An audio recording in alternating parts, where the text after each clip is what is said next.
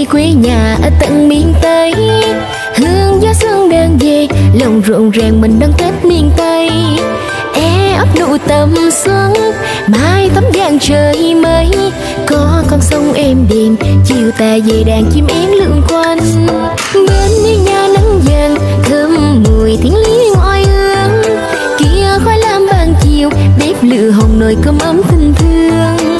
Qua mấy nhịp cầu tre, sông tấp nập xuồng ghe, vui chiều 30 Tết, nước xuôi người xót xứ khoai về. Ngày xuân dưới đây miền Tây trời Nam, sông nước vô về rồi những dàm cỏ say, mừng tần xuân mang lời ca